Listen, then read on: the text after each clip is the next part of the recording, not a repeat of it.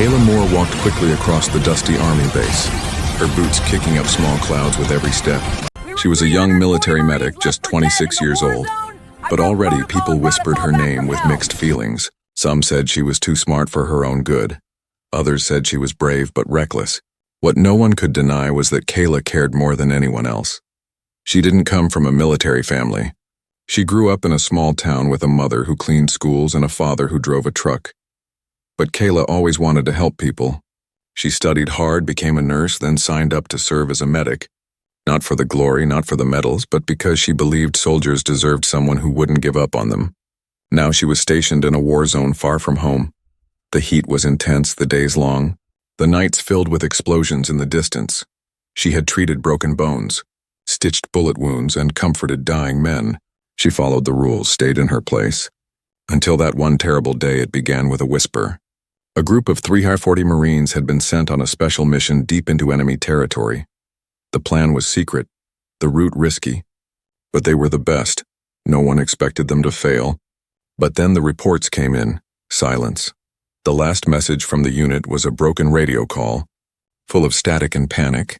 Command tried to reach them again. Nothing for 48 hours. There was no signal, no contact, no sign of life. And then the announcement came. They're considered lost. Kayla was in the medical tent when she heard those words. She dropped the bandage she was holding and stared at the radio. Lost? No search, no rescue? Just lost? She asked her superior officer. What are we doing to get them back? The answer was short and cold, nothing more. It's too dangerous that night. Kayla couldn't sleep. She sat outside under the stars, staring at the empty desert beyond the base. She imagined 340 men out there, hungry, bleeding, afraid. Her hands shook, not from fear but from anger. She had seen the faces of those Marines before they left. Some joked, some prayed, some stayed quiet. Now all of them were just gone. She felt something heavy grow inside her chest. It was more than sadness, it was a deep, burning fire, a need to do something, anything. She went to the communications tent and asked to check the satellite signals. Out of your job range, the soldier said. She begged. Just 5 minutes. Please. He shook his head. I could get in trouble. You could too, but the fire inside her didn't go away. She started asking around quietly. Had anyone heard anything? Any strange sounds on the radio? Those people brushed her off. One soldier even laughed. You think you're going to save 340 Marines on your own? That night she sat in her tent and wrote a letter to her mother. If something happens to me, I want you to know. I couldn't just sit and do nothing. She folded the letter and hid it in her bag. She wasn't planning anything yet, not really. But something had changed inside her. She no longer cared about rules that didn't care about lives. The next morning, during routine radio checks, she heard it, a faint voice, full of static and fear. This is Echo Team. Requesting support. Coordinates. 47. Repeat. She jumped up and called over the technician. Did you hear that? She asked, her heart pounding. He shook his head. Radio glitch. Ignore it, but Kayla knew what she heard. A real voice, real coordinates, real men still alive. She took out her notebook and scribbled down the numbers. She felt her hands tremble again. This time with purpose, she looked toward the edge of the base. Toward the war zone beyond. They were still out there, and she was going to bring them back. Even if no one believed her, even if it cost her everything. Because Kayla Moore was not the kind of girl who listened to silence. She was the kind who answered it, with action, with fire, and maybe, just maybe, with a little bit of madness. The desert was silent at 3:47 a.m. Even the wind had stopped moving. The only sound in the camp was the soft hum of the communication tent. Radio scanning. Machines blinking, screens glowing. Inside, Kayla Moore sat alone. She wasn't supposed to be there. She had waited until the tech team left for their shift break. Her heart pounded louder than any machine in the room. She stared at the console, unsure what she was looking for. Lines of green text rolled past on the screen. Meaningless to her eyes, but her ears were sharp. She placed a pair of dusty headphones over her head and closed her eyes. And then it happened, a crackle, a hiss, a faint voice buried in static, almost like a ghost whispering through the wires. Kayla froze, her breath caught in her throat. She pressed the volume button slowly, not wanting to lose the signal. Echo Team. Do you copy? Repeat. We're surrounded. Low on ammo. Her eyes flew open. She grabbed a pencil and a notebook and started scribbling. Echo Team. That's them, she whispered to herself, her hands shaking. The voice continued. Multiple injured. Need extraction. Location. 47.92. Break. Then silence. She replayed the recording twice, 3 times. There was no mistake, and it was a real voice, real coordinates, and real Marines. The same Marines who were officially listed as missing, presumed dead. Kayla's hands trembled as she held the notebook to her chest. She had proof now they were still alive, trapped, bleeding, calling out for help. She ran straight to her commanding officer's tent. The sun was barely rising over the hills, but she didn't care. She knocked twice, then walked in without waiting. Lieutenant Moore, he said, surprised. This better be important, she saluted quickly. Sir, I intercepted a signal from Echo Team. He frowned. You were in the comms tent? Without permission? Yes, sir, she admitted. But you have to hear this. She handed over the headphones and played the recording. The officer listened, his expression flat. His eyes tired. When it ended, he placed the headphones on his desk slowly. That could be old, he said. Or enemy trickery. They said they're surrounded, Kayla replied. They gave coordinates, sir. He leaned back in his chair. We can't risk a team for ghosts more. Her jaw tightened. But what if they're not ghosts? She asked. What if they're still breathing? He looked at her, then at the headphones, then at the rising sun. I understand your heart's in the right place, he said softly. But my job is to protect the living, not chase the dead. Kayla felt like she had been punched in the chest. She wanted to scream, but instead she nodded. Dismissed, he said, already turning away. She walked out of the tent, the notebook still clutched in her hand. The world outside looked the same, but everything inside her had changed. Kayla didn't return to the med tent. She went instead to the one person who might understand, Sergeant Liam Cruz, a grizzled ranger with a scar on his cheek and a permanent scowl. He had served in 3 tours, lost his brother in the first. Most people said he had fire behind his eyes, but no hope in his heart. She found him near the old supply truck, fixing a broken tire. Got a minute? She asked. Depends. He grunted. You bring coffee or trouble? She held up the notebook. Just trouble. He raised an eyebrow, wiped his hands on his pants and said, Go on. She told him everything. The voice, the signal, the location, the rejection. He didn't interrupt. Not once when she finished. He lit a cigarette and stared at the notebook. You sure it was them? He asked. I know it in my bones, she said. He nodded once, slowly. Well, hell, he muttered. Guess I wasn't planning on living forever anyway. Kayla blinked. What does that mean? It means, he said, I'll drive. She almost laughed from relief. It wasn't a plan yet, but it was a start. She wasn't alone anymore that night. She returned to the communications tent once more. This time, Liam stood watch outside. She recorded the signal again and traced the path on a stolen recon map. The location was a valley surrounded by cliffs, dangerous, hidden, perfect for an ambush, which also meant perfect for hiding a broken, wounded unit waiting for rescue. She ran her fingers along the route on the map. Her eyes burned with determination. She wasn't just chasing a signal, she was answering it. Because that voice wasn't a ghost. It was a promise that she couldn't and wouldn't ignore. The camp slept under a blood-red sky. Only the wind moved, carrying the smell of dust, oil and quiet fear inside the storage tent. The light from Kayla's lantern flickered against maps, boxes, and stolen papers. Her heart beat so loud it felt like the whole world could hear it. The map on the table wasn't supposed to exist.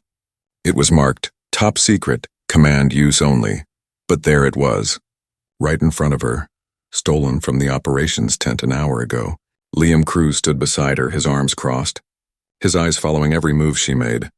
Do you even know what you're looking for? He asked. Kayla didn't answer right away. She was tracing her finger across the paper, over mountains, rivers, and red zones. Here, she whispered. This valley. These coordinates match the signal. Liam leaned closer. The place was deep inside enemy territory, surrounded by ridges and minefields.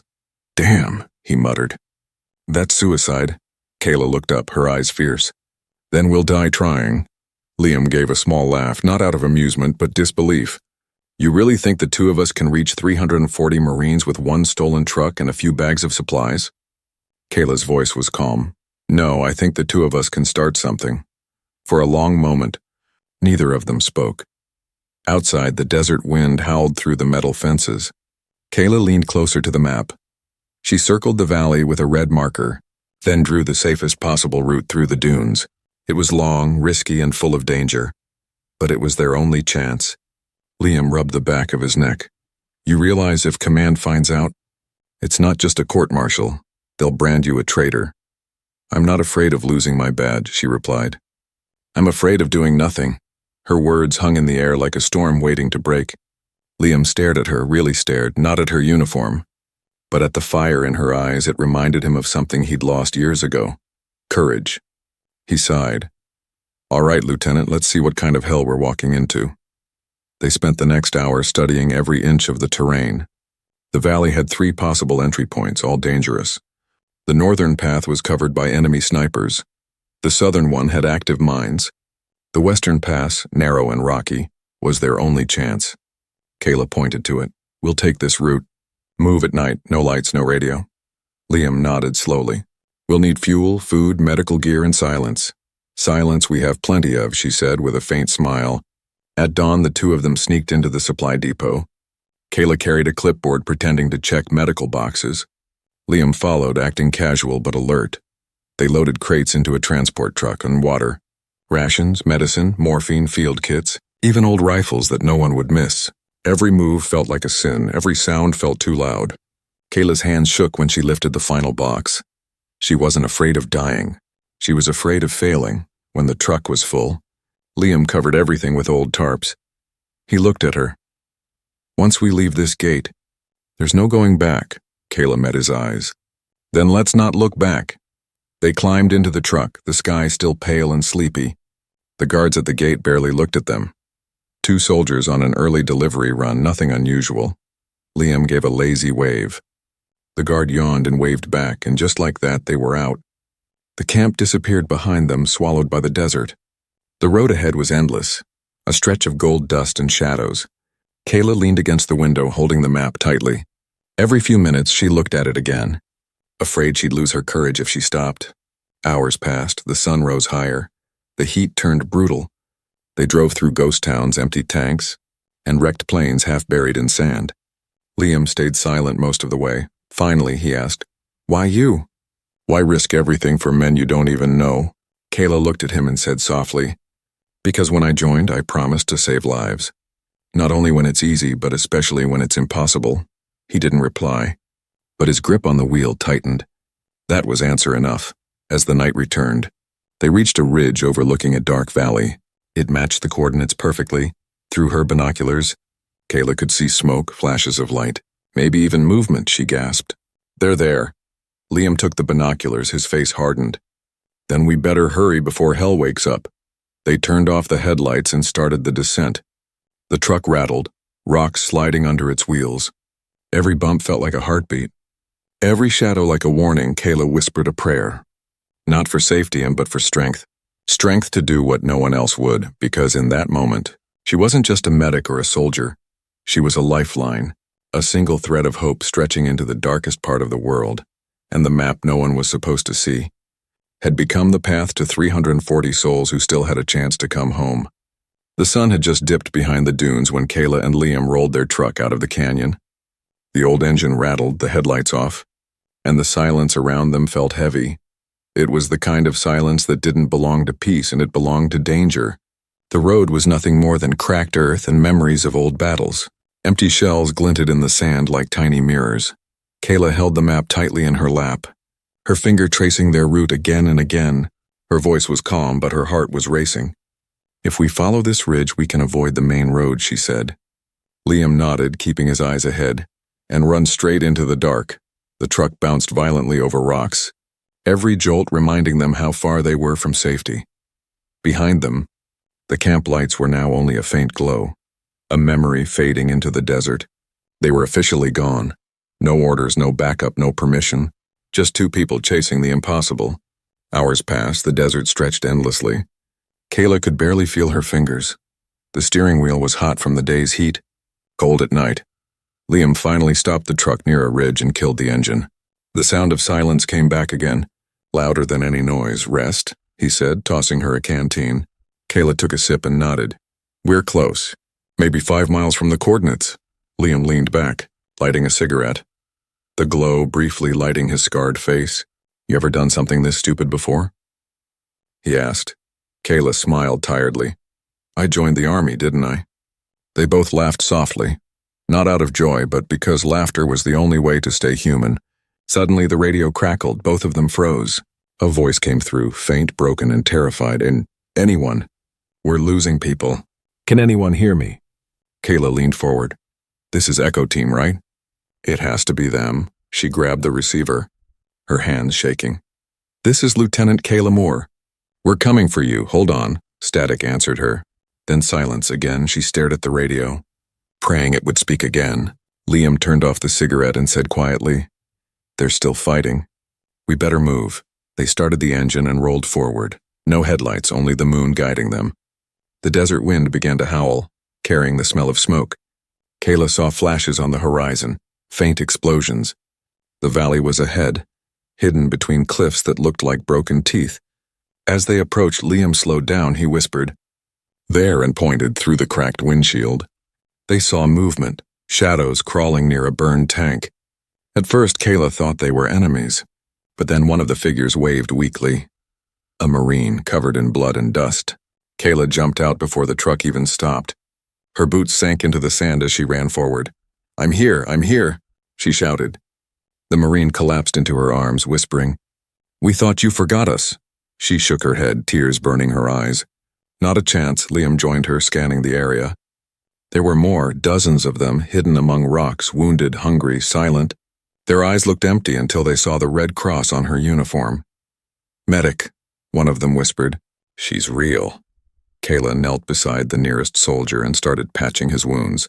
She worked fast, her hands steady, even as the sound of gunfire echoed in the distance. Liam shouted, We have to move now. They're coming! She nodded. Help me get the worst ones into the truck first. The next few minutes felt like a blur. Chaos mixed with courage. Kayla carried men heavier than she was. Liam dragged others, throwing them into the back of the truck. Every second counted, every heartbeat was a risk. Bullets began to whistle past, hitting rocks and sand. Kayla ducked but didn't stop. She pressed bandages, gave morphine, whispered prayers. One Marine grabbed her hand, his voice trembling. Why are you here? You weren't ordered to. She looked at him and said simply, Because you were. Liam shouted from the front. They're flanking from the ridge. He fired a few shots, the echoes bouncing between cliffs. The truck engine roared to life. Move, Kayla! He yelled. She climbed into the back, still holding a wounded soldier. Go! She screamed. The truck sped away, bullets chasing them like angry bees. Dust exploded behind them, the tires slipping on loose sand. One of the Marines in the back cried out in pain. Kayla crawled to him, pressing her hands over the wound. Stay with me. You're not dying here, she whispered. Liam swerved sharply, dodging a mine crater. The valley behind them glowed with fire, enemy mortars striking where they had just been. The night sky lit up red. Kayla didn't look back. She couldn't as the noise faded. She finally looked at the men in the truck. Some were unconscious, some half smiling through pain, all of them alive. Her chest ached with relief and fear. They weren't safe yet, not even close. But for the first time, hope was real. Liam shouted over the engine. You realize what we just did? Kayla smiled weakly, wiping the dust from her face. Yeah, she said. We just declared war on the impossible. The truck disappeared into the desert. A tiny moving light swallowed by the endless night. Behind them lay chaos, ahead lay salvation or death. Either way, Kayla wasn't turning back, because the unauthorized convoy was no longer just a rescue. It was a rebellion, a heartbeat in the silence of war, and it was only just beginning. The sun rose slowly over the broken land, but it didn't bring warmth or comfort, only light to reveal the damage. Smoke still floated over the valley like a ghost refusing to leave. Kayla Moore leaned against the truck door, staring at what lay below.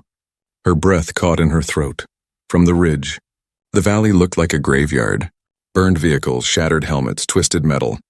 There were craters everywhere, deep holes in the earth where explosions had ripped through silence. It was too quiet, too still. Liam Cruz climbed up beside her, scanning the scene with binoculars. No movement, he muttered. Too quiet means too dangerous. Kayla didn't move. Or too broken to make noise, she whispered. They had followed the signal here. They had risked their lives getting this far. Now they were standing at the edge of hell. Liam pointed to a collapsed vehicle in the center of the valley. Looks like a comms truck, maybe where the last message came from. Kayla nodded, gripping her medical bag tighter. Then that's where we start.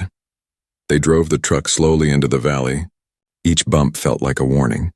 The wind blew ashes across the sand. Sometimes it was hard to tell if the shapes on the ground were rocks or bodies. They stopped near the center. Kayla jumped out first. Her boots crunched on bones, human bones. She froze. For a second, the world tilted, so many, too many, scattered like forgotten soldiers in a war no one wanted to remember. Liam noticed and placed a hand on her shoulder. Don't look down. Just move, she nodded, swallowing her fear. She wasn't here to mourn. She was here to save whoever was still breathing.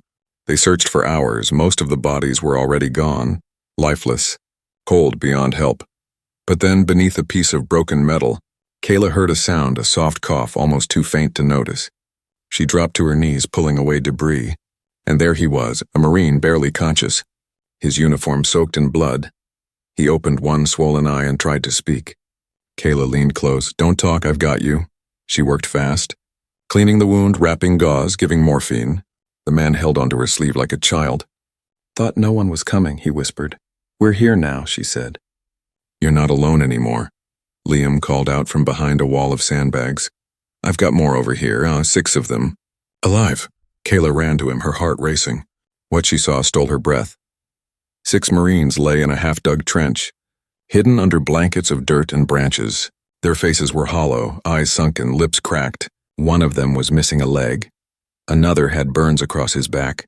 All of them looked at her like she was a dream. Kayla knelt beside them, her voice soft but steady. I'm Kayla. I'm a medic. Help is here. One of the men started crying without sound. Another tried to sit up but collapsed. Save your strength, she told them. We'll get you out. Liam backed the truck up as close as possible. They began loading the wounded inside. Some couldn't walk, some couldn't speak, but none of them resisted. They had already given up until now. Suddenly gunfire cracked in the distance, sharp and fast, echoing through the cliffs. Liam grabbed his rifle. We've got company. Kayla froze for just 1 second, then kept working. We're not leaving anyone, she said. Not a single one. More Marines were found in a collapsed bunker. Kayla pulled them out one by one, burned, bleeding, some barely alive. Her hands were covered in blood, but she didn't stop. Every face she touched was a reason to keep moving. Liam fired shots into the air to cover them. Dust exploded near the truck. Kayla threw herself over a wounded man as bullets hit the sand nearby. She heard Liam shout, Move! Kayla, now! She dragged the Marine to the truck, helped Liam lift him up as she climbed in. Another explosion shook the ground. They sped off, bouncing over rocks. The truck groaned under the weight of the wounded. But it held. Kayla moved from man to man in the back, checking pulses, pressing wounds, whispering comfort. One Marine opened his eyes and said, I thought you were an angel. She smiled through tears. Not an angel, she said. Just stubborn. The valley behind them disappeared in the dust. But the screams and silence would never leave her.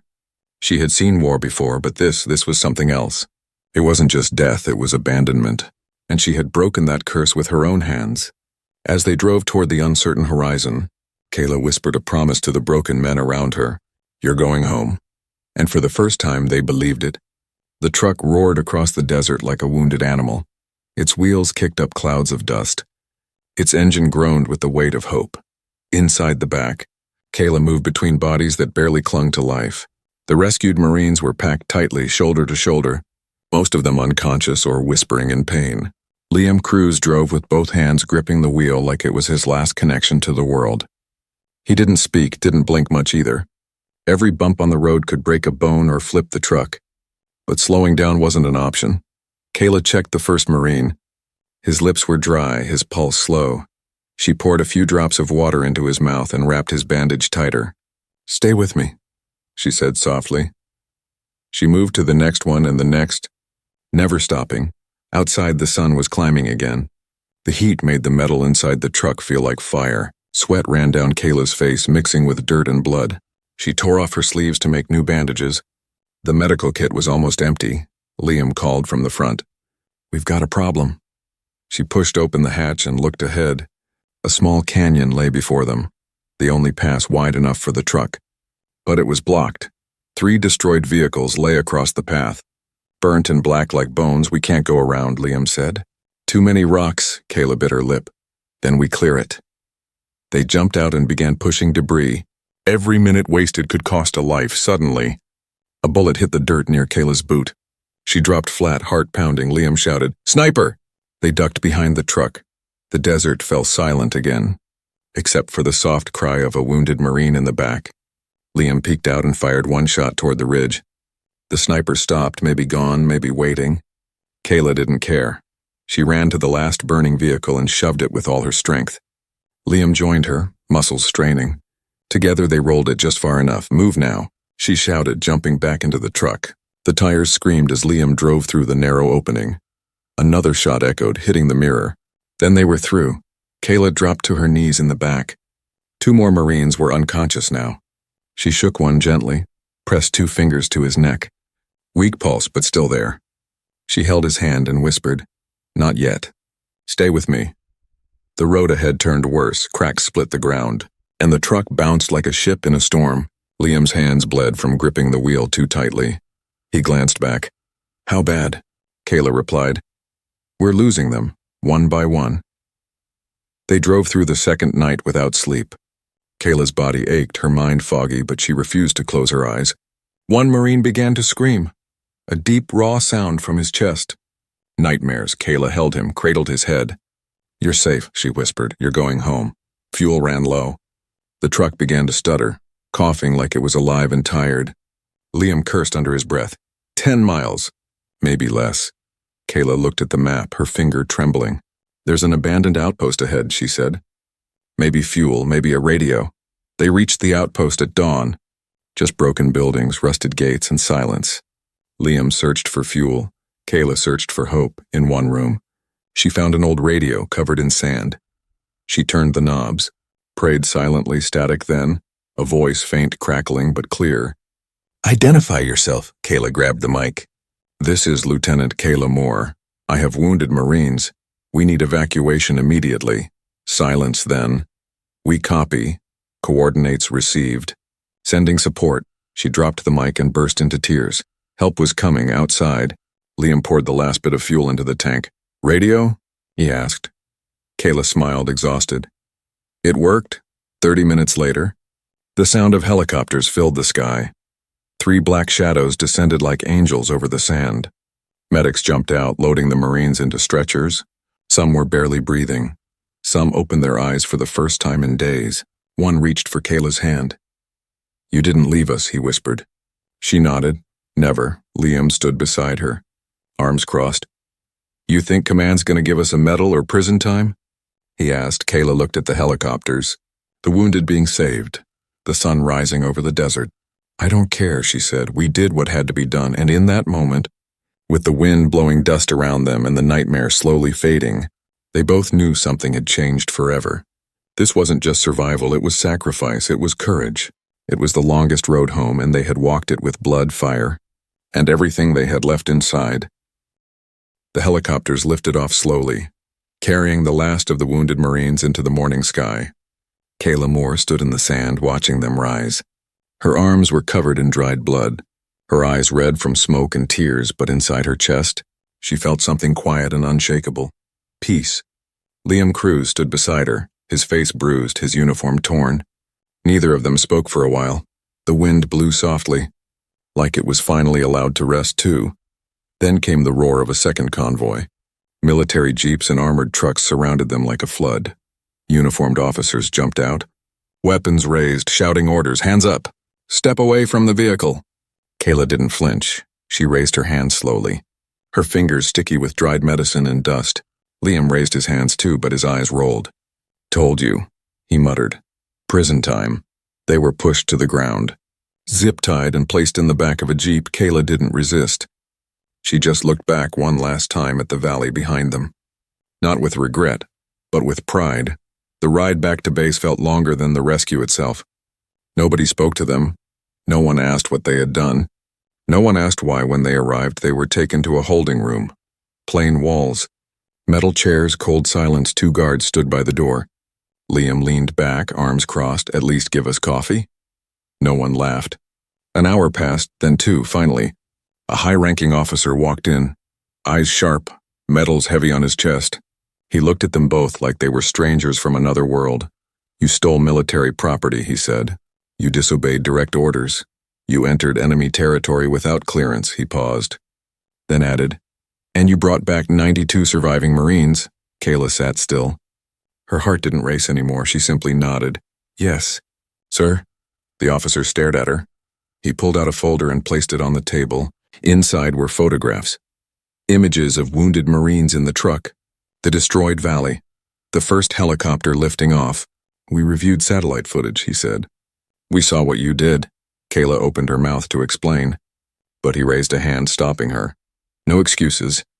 Lieutenant, he said, we have protocol for a reason. She lowered her eyes. I understand, she whispered. I accept whatever punishment is given. Liam spoke next, his voice firm. Then punish me too. I drove the damn truck. The officer looked at them both. Then he said something that neither expected. You'll remain in holding until the review board decides. But know this, he added. The rescued men, they're talking. He walked out without another word. The silence returned, but this time it was different. It wasn't filled with fear, it was filled with waiting. The next day things began to change. News spread faster than orders. Stories leaked from hospital tents. Wounded Marines spoke to reporters.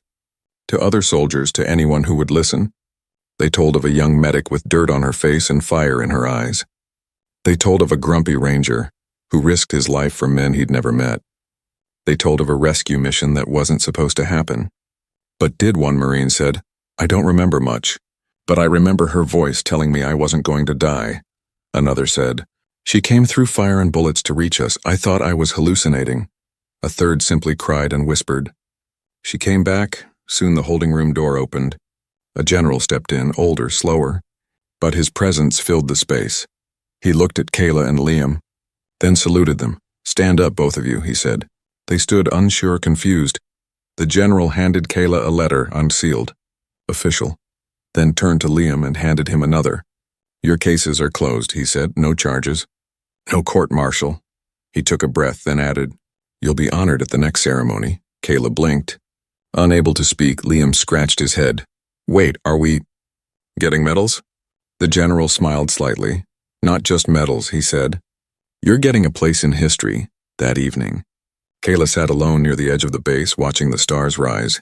Liam joined her, tossing her a protein bar. So, he said, you're a hero now. She laughed quietly.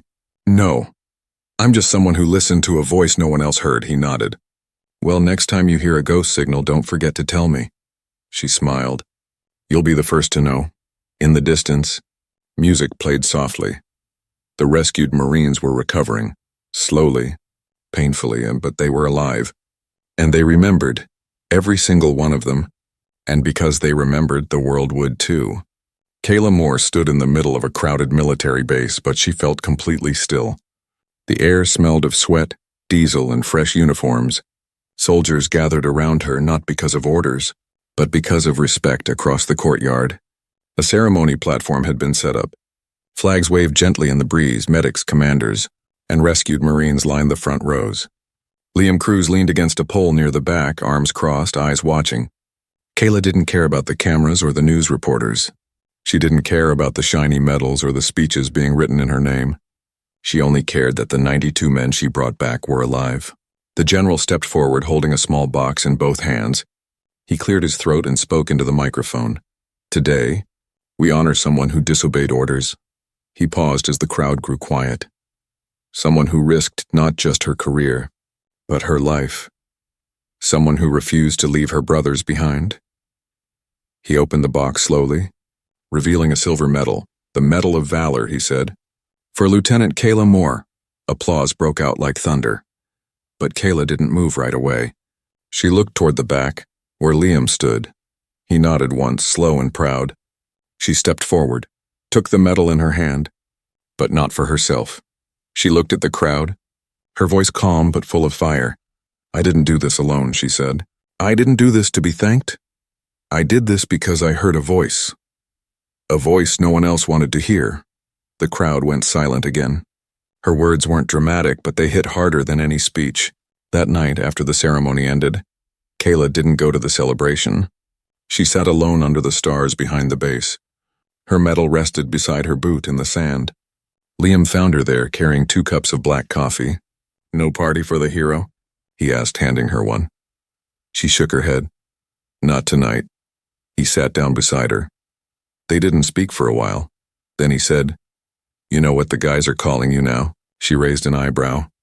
They're not calling me sir, I hope, she said with a tired smile. Nope, he replied. They're calling you Angel Breaker. She blinked. Angel, what? Because you broke through hell, Liam explained, and pulled them out. They say when they heard your voice, it was like hearing an angel. She laughed softly, not from joy, but from disbelief. I'm no angel, she whispered. Exactly, Liam said. That's why it worked. From that day forward, stories of her spread beyond the base. Not in newspapers, not yet, but in whispered conversations between soldiers. In barracks and camps, in war zones and bunkers, her name was passed around like a hidden promise. Did you hear about the medic who crossed the Valley of Bones? The one who brought 92 men back? No, she wasn't ordered, she chose to go. Some didn't believe it. They said it was just a story to give new recruits courage. But those who had seen her, or had been carried by her, never forgot. One Marine had her name tattooed on his wrist. Another wrote a letter to his sister saying, She gave me back my life. A third named his daughter Kayla, saying, Now I know what bravery looks like. Kayla never told her side of the story. She never tried to become famous. She just kept serving, quietly, fiercely, and always listening. Because she knew the world was full of voices no one else wanted to hear. Years passed. Some of the Marines she saved went on to become commanders. Some left the service, started families, built new lives, but once a year, on the date she pulled them out of that valley, they sent her the same message, just 4 words. You didn't forget us, and every time, she replied with the same 4, I never will ever. Now, whenever young soldiers are trained in field camps, instructors point to a photo on the wall. A woman with tired eyes and a crooked smile. Know who that is? They ask, That's the medic who broke every rule and saved every soul. That's Angel Breaker. And when war gets loud again, when the guns speak louder than orders, some say you can still hear her name whispered over the radios. Like a legend carried by the wind, not just a hero, but a heartbeat in the silence, a reminder that one voice, one heart, one act of courage can bring people back from hell.